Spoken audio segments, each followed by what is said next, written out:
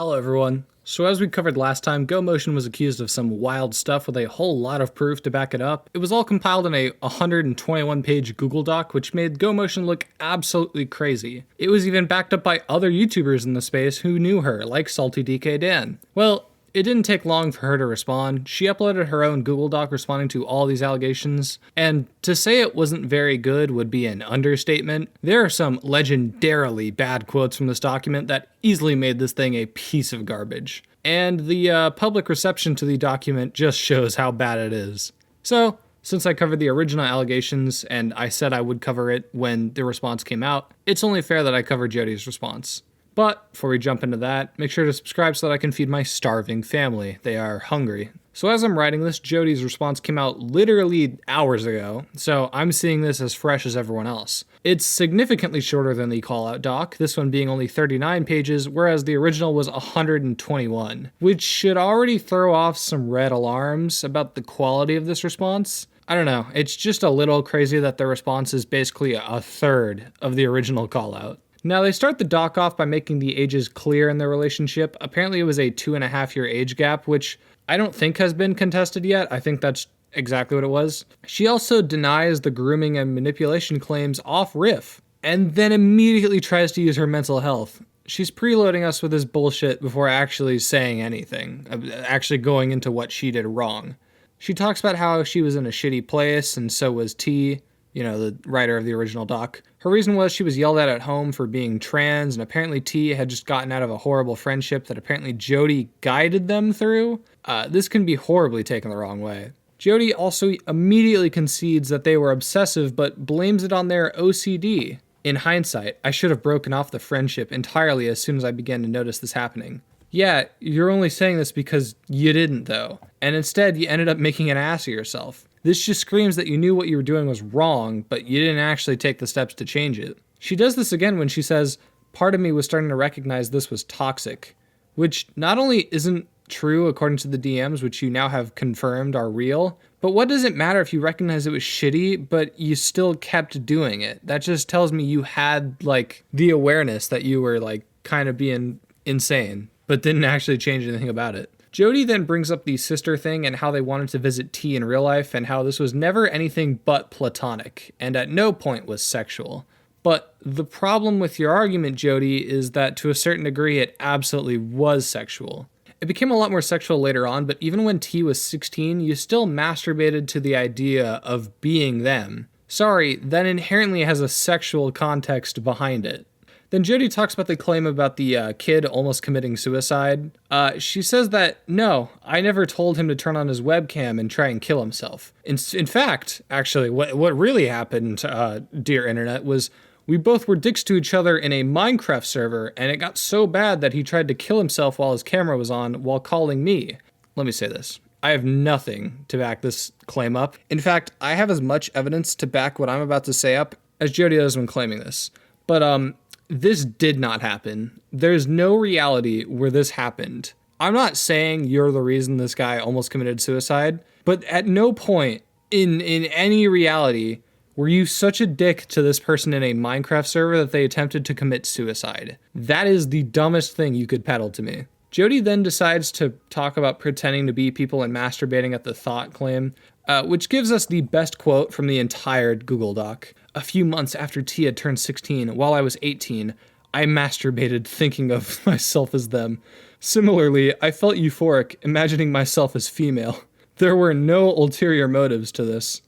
So as I said before, this is just wrong inherently, but it's also objectively wrong because, as we know, Jody later went on to date T. So, no, you're just wrong. I feel the need to make it clear that this was never an attempt to involve T with anything sexual or represent any desire I had to date T. But you did date them.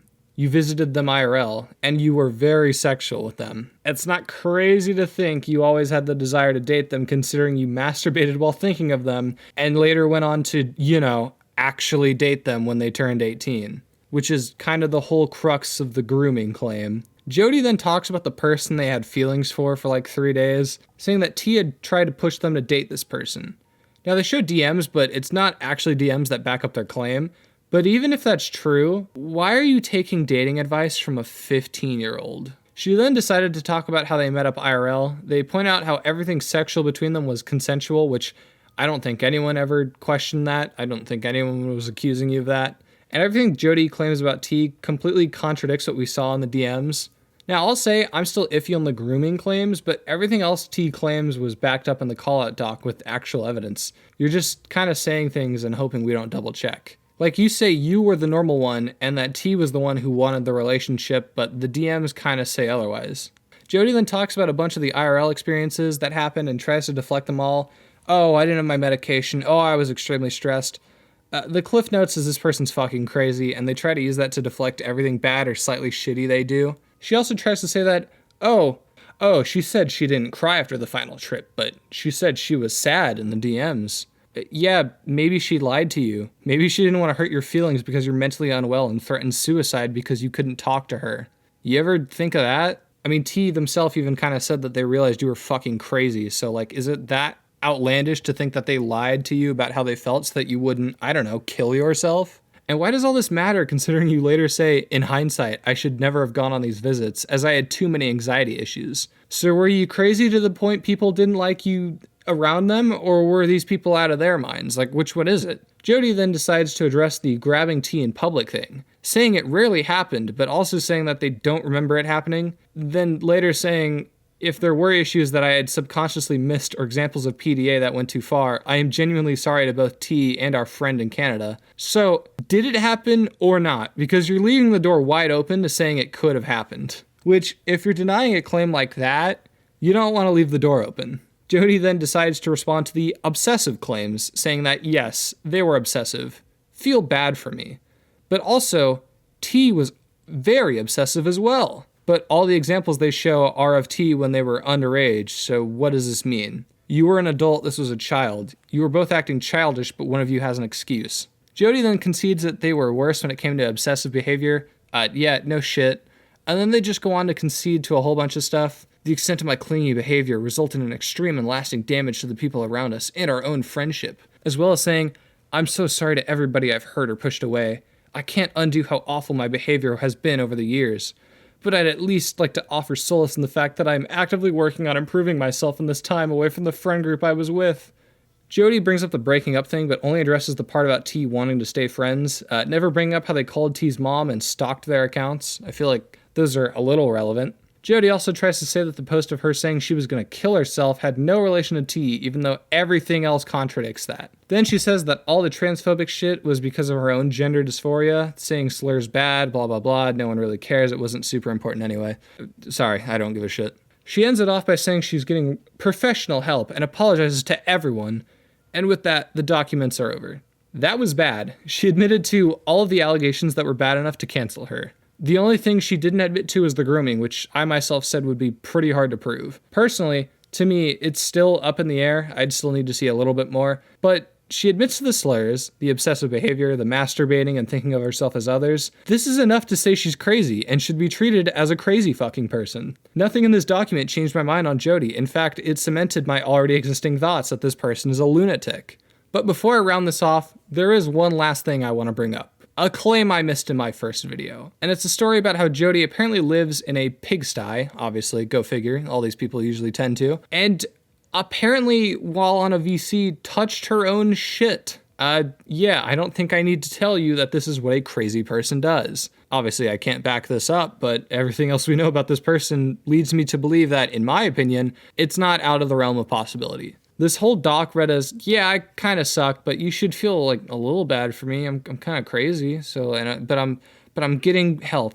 No, this person is beyond crazy, and in my opinion, is completely irredeemable. If you actually want a more thorough debunking of this document, T and the others who originally called out Jody made a response, so I'll link it below. It includes a lot of information, such as the whole VC thing that I didn't really delve into, a whole power imbalance argument, the fact that Jody tried to get out of all these allegations by saying T did similar things to them, even though a lot of this was while T was a child, and the fact that they kind of lied about how OCD works, yet used it as an excuse. Yeah, there's a lot of good shit in this document, so I'll link it below. But with that, I think that's everything. I don't know, if this situation escalates, I'll go over this whole response doc in full and everything else that comes out. But as of now, I think I've covered about everything I can. Anyway, That's about it. I don't know. Join the Discord server, follow me on Twitter, and subscribe, I guess. It'd be pretty cool. Anyway, I don't know. Later.